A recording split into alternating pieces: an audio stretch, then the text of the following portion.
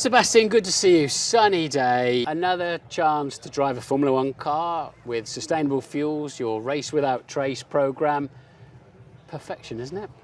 Yeah, I mean, it's being selfish. I really look forward to it. It's a great track. We'll be able to get out on the big track, which will be adventurous because I don't know the track well. Really? No, I don't.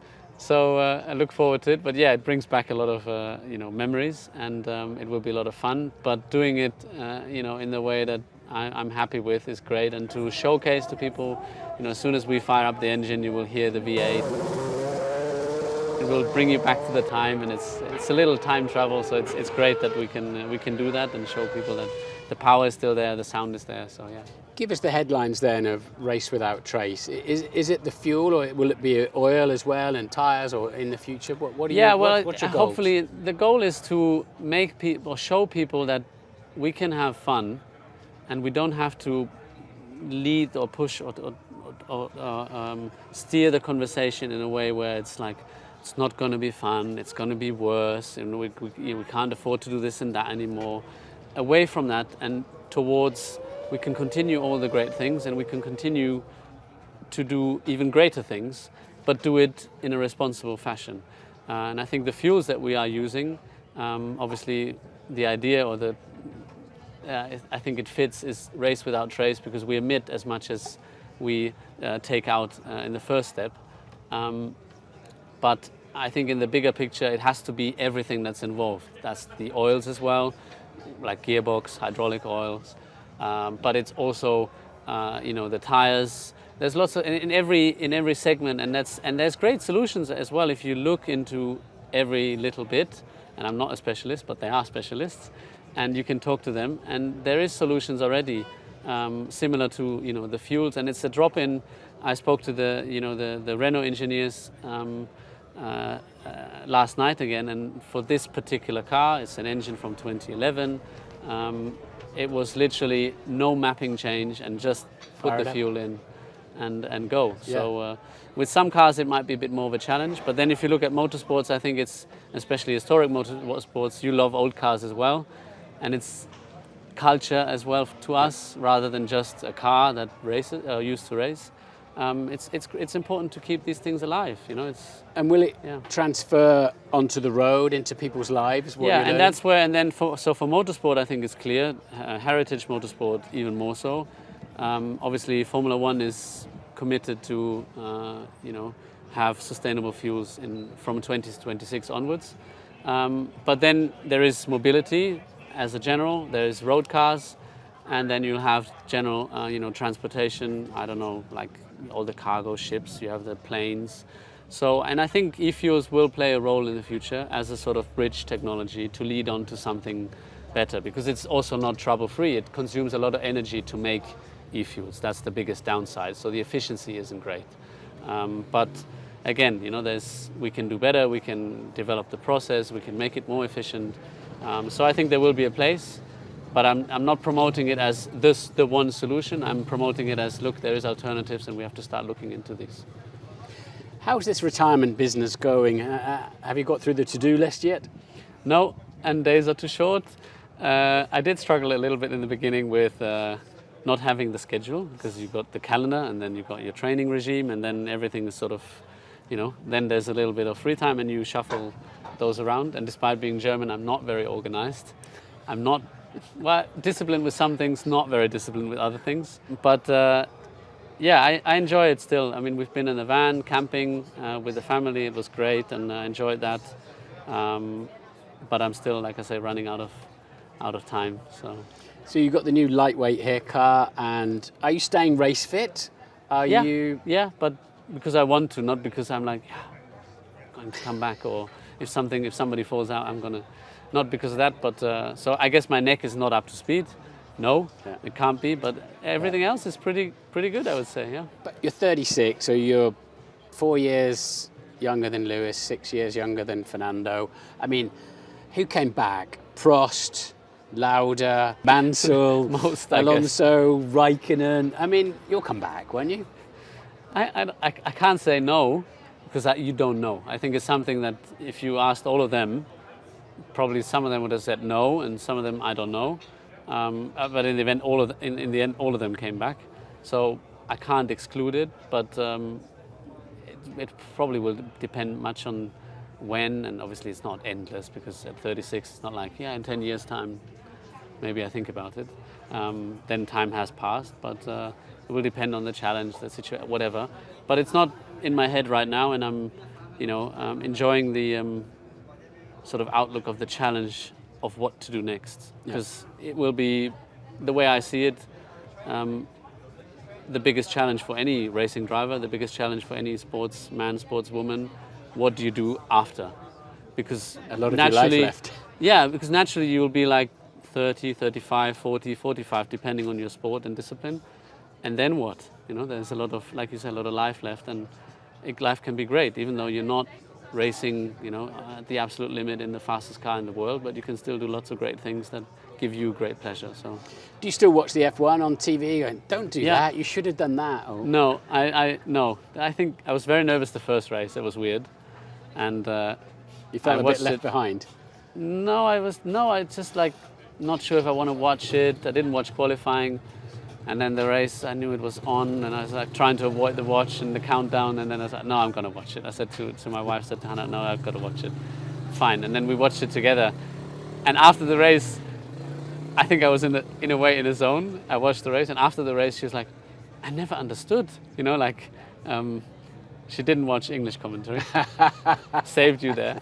No, but lots of detail, like in Bahrain, and you have tires, they do their pit stop strategy, and I was just explaining and saying, you would see in 2 laps this was going to happen. It happened, Maybe I also got lucky, but as a commentator,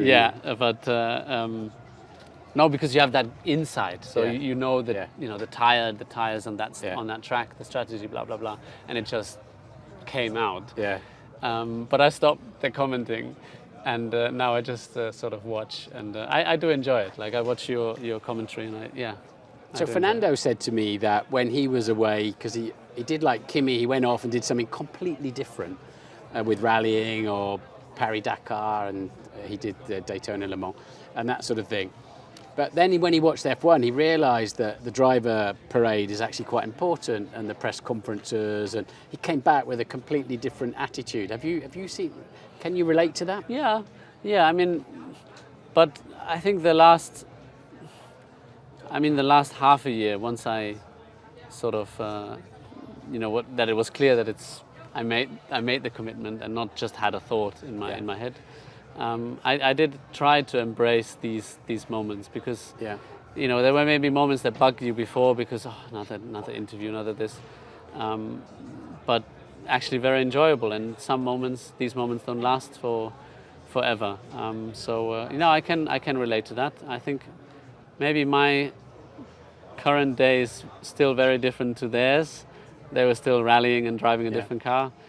I've done probably as much mileage as every year so far, but in a van and camping around Europe. So I don't know if they've done that. And do people recognise you? Do they come and have you got any spare sausages or something? Do they come and see?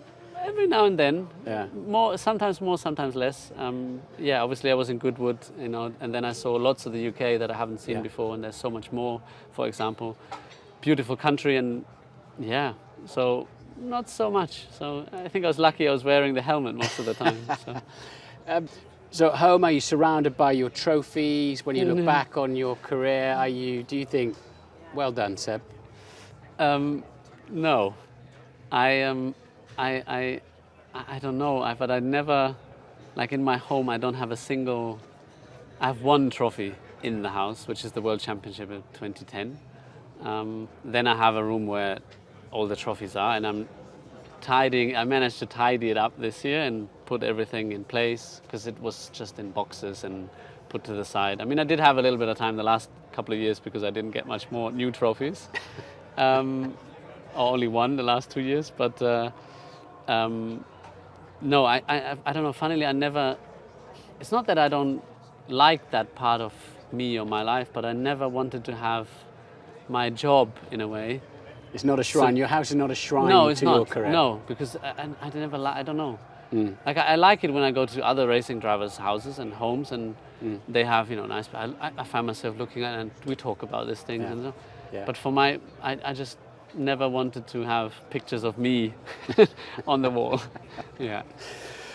You won 4 consecutive world championships, and we're just watching Max. He looks inevitable to win his third. Number 3, yeah. What does it take mentally and physically to keep winning championships like that?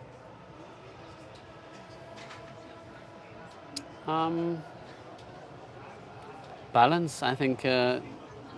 It's a state of mind more than anything else. I mean, yes, you need to be fit, sure. But I would say it's so many things that need to come together with the run he had now, which is incredible. 10 in a row, and he has a chance to make it 11, 12, 13. I don't know how many races there are left, but more than 10.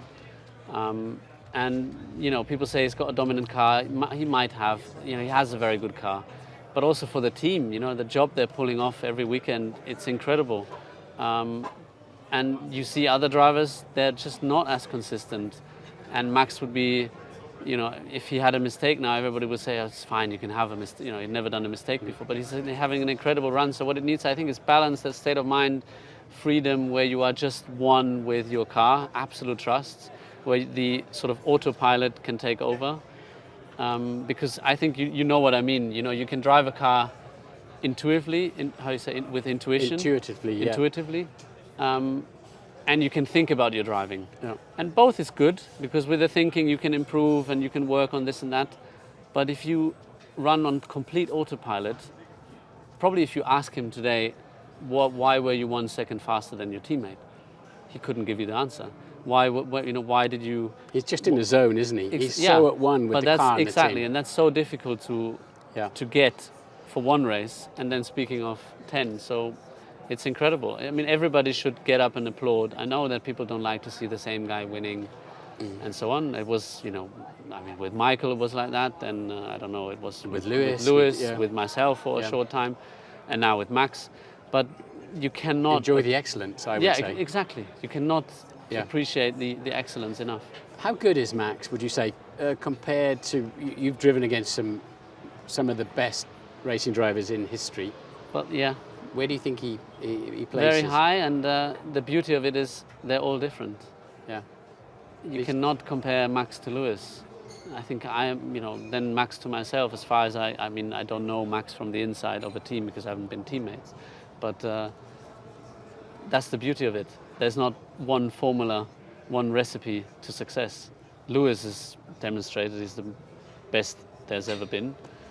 Max is demonstrating at the minute that he's pulling off something that's never been done before. And, in a way they couldn't be more different. And that's the beauty of it, to show. And that's what people really should take from it. There's not one, there's not the perfect way to drive a car. There's lots of different elements, and if you bring everything together, it's just a very strong package. Do you see any similarities between you and Max, how you went about it at Red Bull, winning championships? Well, obviously it's the same team, it's the same colors, and a lot of the same people, but other than that, every time is different. The cars nowadays are so different. Just jumping into the car here reminded me of how different the cars are today. They're so heavy, they're much bigger. Aero-wise, in high speed you've got much more load, but then the weight that comes with it, it's a different animal to tame. The power unit, it's just different. So, does it? I don't know. I think Max is a great driver. He's able to adapt very quickly. He's able to be comfortable in the uncomfortable.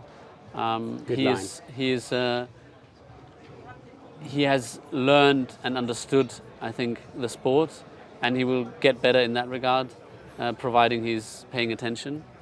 But I think he is. He's not distracted. He's not worrying about which sneakers to put on in the morning, and happy to go racing. That's what he loves. Thanks, Sebastian.